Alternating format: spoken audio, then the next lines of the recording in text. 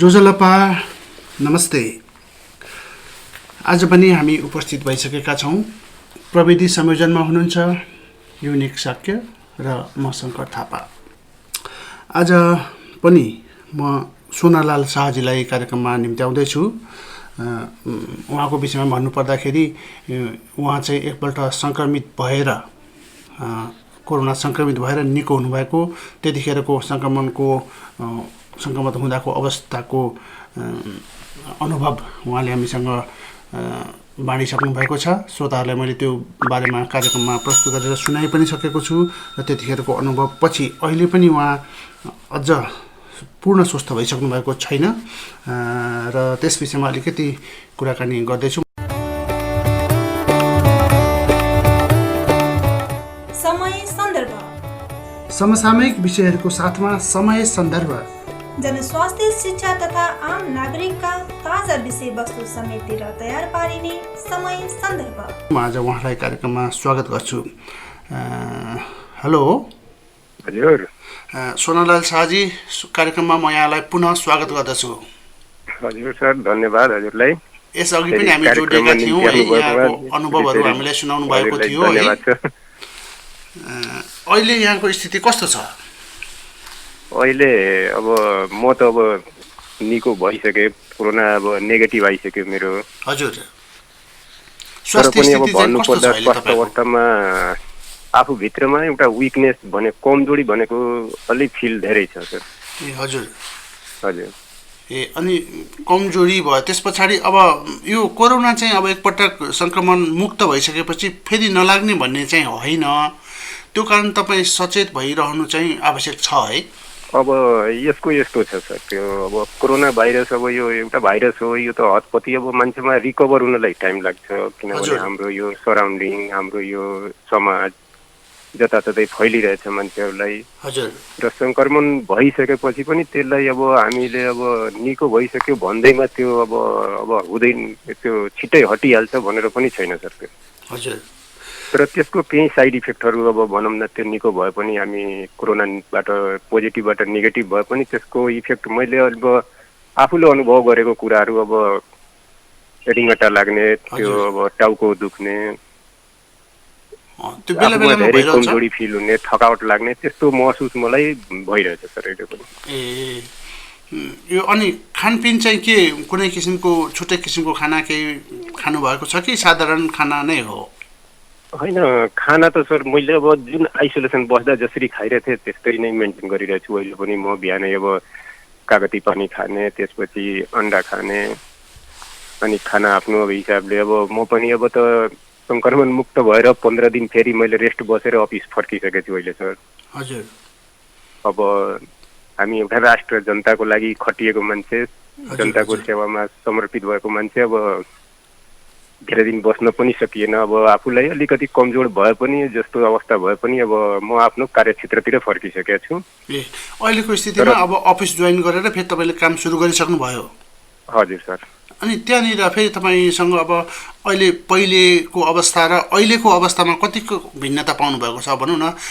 सहकर्मीहरूबाट अलिकति हेला गर्ने, अलिकति छुट्टै राख्ने, त्यस्तो किसिमको हीन भावना केही देखाएका छन्? खासै मलाई त्यस्तो पहिला पोजिटिभ हुँदा पनि त्यस्तो मैले फिल गरिनँ साथीहरूबाट, समाजबाट। अहिले पनि नेगेटिभ भएर म कार्यक्षेत्रमा फर्किँदा पनि त्यस्तो फिल भएको छैन सर। त्यो साथीहरूले राम्रै कोअपरेट गर्नुभएछ, कामहरू अब पर्दा आउनु जाने, मेरो आफ्नो केबिनमा पनि आउने, उहाँहरू बस्ने, सोध्ने, सँगै बसेर चिया खाने गर्नुभएछ। एउटा मानवतामा हामी, म त्यो भन्छु, सबै सुनिरहेको श्रोताहरूलाई पनि म भन्छु, रोग भनेको ठुलो कुरो होइन, हामीले गर्ने व्यवहार भने ठुलो हुनुपर्छ।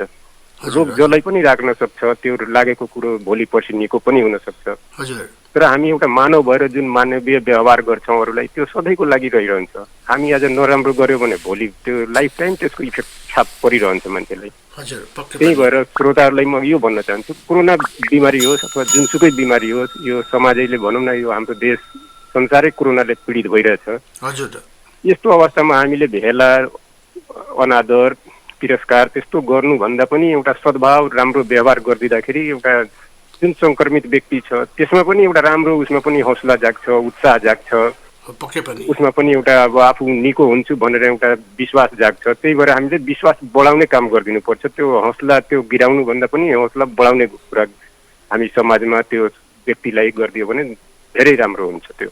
हजुर अनि अब एक किसिमको त्यो हीन भाव चाहिँ तपाईँलाई अफिसमा कसैबाट पनि त्यस्तो भयो छैन सर, मलाई कम्प्लिटली छैन। साथीहरूले राम्रैसँग मलाई व्यवहार गर्नुभएछ, सँगै बसेर चिया खाजा आउने जाने सबै राम्रै गर्नुभएछ। त्यही त्यस्तो मैले पाएको छैन सर। यहाँ साधारणतया भन्दाखेरि समाजमा त अलिकति त्यस्तो किसिमको भावना देखिन्छ है, हाम्रो काठमाडौँतिर पनि देखिन्छ, तपाईँको बिरगन्जतिर, समाजमा चाहिँ होला, अफिसमा कम भएको चाहिँ हो कि होइन सर? यस्तो मैले अब होम आइसोलेसन लगभग 25 दिन बसेको गाउँमै हो सर। हजुर त्यहाँ पनि मलाई त्यस्तो व्यवहार भएन, तर मैले पनि मिडियाहरूमा समाचारहरूमा सुनिरहन्थेँ। हजुर हो, मान्छेहरूले सङ्क्रमितलाई अब अलि नराम्रै व्यवहार, त्यो सङ्क्रमण त भइसक्यो, सङ्क्रमण भइसकेको घर परिवारको व्यक्तिलाई समेत नराम्रो व्यवहार गरेको मैले धेरै न्युजहरू पनि सुने, त्यस्तो देखेँ। तर त्यो एउटा अमानवीय त्यो कार्य हो, त्यो मानवताले त्यो नदिने कार्य नै हो त्यो। हामीले त्यस्तो गर्नु पनि हुन्न, गर्ने पनि होइन, बरु सद्भाव दिने हो, राम्रो गरिदिने हो, एउटा सेवा सहयोगको भावमा सबैलाई एउटा सामेल गरेर अगाडि बढाइदिने हो, उत्सुकता जगाइदिने हो। त्यति गरिदियो भने एउटा जुन पोजिटिभ व्यक्ति छ उसमा पनि एउटा आफूमा विश्वास बढ्छ, आत्मबल बढ्छ र त्यसले त्यो कोरोनासँग जुधिरहेको बेलामा पनि उसलाई एउटा छिटो रिकभर हुने हौसला पनि हुन्छ। हजुर पक्कै पनि। अनि साझी अनि बिरगन्जमा अहिलेको स्थितिमा कतिको यो कोरोना चाहिँ सङ्क्रमण फैलिएको अवस्था छ? होइन सर, अहिले यता मैले अब हिजोको न्युज हेरेसम्म खासै छैन, 9-10 जना कि कतिजना मैले यसो पढेको थिएँ बिरगन्जमा। अलिक कन्ट्रोल भइसकेको अवस्था हो है अहिले? त्यसो भए धेरै न्यून भइसकेको छ सर, यतातिर अहिले कम भइरहेछ। धेरै राम्रो। अनि अब चाडबाडको बेला आइरहेको छ भनौँ, अब तिहार सुरु हुँदैछ, त्यसपछि लगत्तै छठ आउँदैछ। छठमा पनि बिरगन्जमा धेरै नै त्यो हाम्रा भक्तजनहरू आउँछन्, पूजा आराधना गर्छन्, त्यहाँनिर पनि सङ्क्रमण फैलिन सक्ने सम्भावना छ होइन? अनि तपाईँहरूले कस्तो किसिमले सोच्नु भएको छ त अब व्यक्तिगत रूपबाट भनौँ न?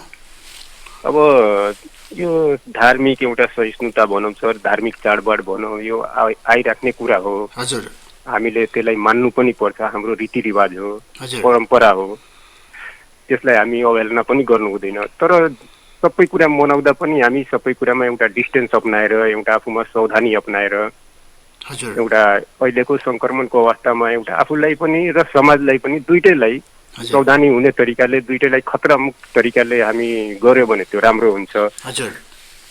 म यो पनि सल्लाह दिन्छु, जति पनि एउटा धार्मिक हिसाबले अब छठ पर्व हुन्छ, तिहार हुन्छ, हामी मनाऊ, आफ्नो धर्म संस्कृतिलाई हामी अवहेलना नगरौँ।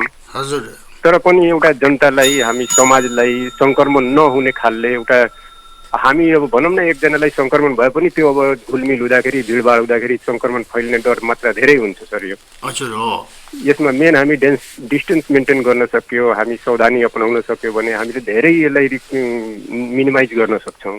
हजुर सरकारी तवरबाट त केही यो बारेमा केही व्यवस्था होला नै, तर पनि धार्मिक आस्थाका नाममा हामी व्यक्तिगत रूपमा जाँदाखेरि पनि केही भौतिक दूरी चाहिँ कायम गर्नु होला भन्ने म यहाँलाई अनुरोध कायम गरौँ सर। हामी त्यो एउटा सोसल डिस्टेन्स बनाएर जाउँ, मास्क लगाएर जाउँ। सकभर हामी झुन्डमा, भिडभाडमा त्यो 10 जना, 20 जना, 50 जना मिलेर भिडभाड पनि नगरेर पनि हामी मनाउन सक्छौँ, आफ्नो चाडपर्वबाट मनाउन सक्छौँ। तर हामीले चाहेको त्यो एउटा प्रिकसन छ त्यो अपनाएर पनि मनाउन सक्छौँ। धेरै भिड नगरेर, मास्क लगाएर, एउटा जमघट हामी नगरेर पनि त्यो हिसाबले गऱ्यो भने हाम्रो समाजलाई बचाउन सक्छौँ हामी। त्यसमा अलिकति मलाई विश्वास छ, त्यति तरिकाले हामी गयो भने केही सङ्क्रमणलाई हामी कम गर्न सकिन्छ। हजुर साझी अब चाडबाडमा चाहिँ अब अलिकति संयमित भएर अलिकति दूरी कायम गरेर मनाउनु होला भन्ने म अनुरोध गर्छु यहाँलाई र सम्पूर्ण रेडियो सुन्ने श्रोताहरूलाई पनि। तिहार भयो, छठ भयो, यसलाई चाहिँ अलिकति सामाजिक दूरी कायम राखेर नै मान्नु होला भनेर म अनुरोध गर्दै अब म अन्त्यमा यहाँसँग एउटा प्रश्न गर्छु।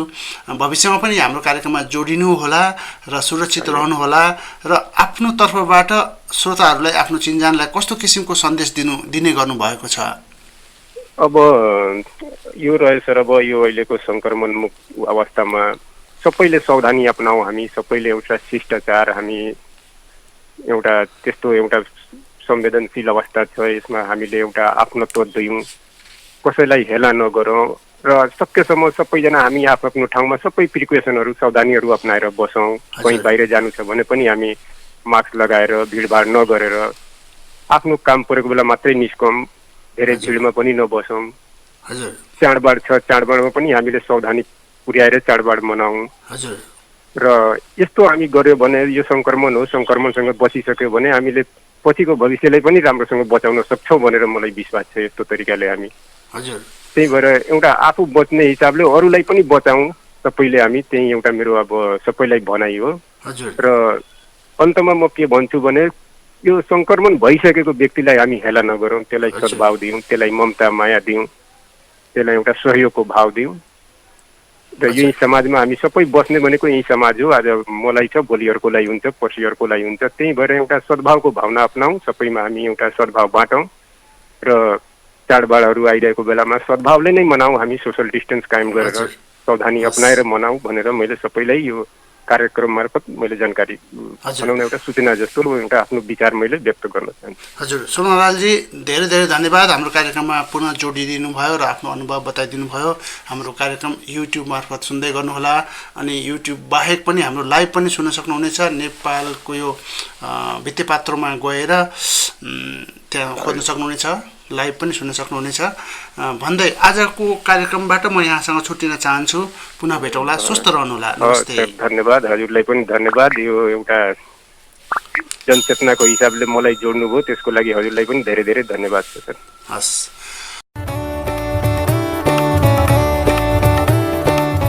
समय सन्दर्भ, समसामयिक विषयहरूको साथमा समय सन्दर्भ, जनस्वास्थ्य, शिक्षा तथा आम नागरिकका ताजा विषयवस्तु समेटेर तयार पारिने समय सन्दर्भ। आजको कार्यक्रमबाट छुट्टिन चाहे, भोलि फेरि भेट हुने नै छ। त्यतिन्जेलसम्मका लागि प्रविधि संयोजनमा युनिक साक्य र म शङ्कर थापा बिदा चाहन्छौँ। नमस्ते, शुभ।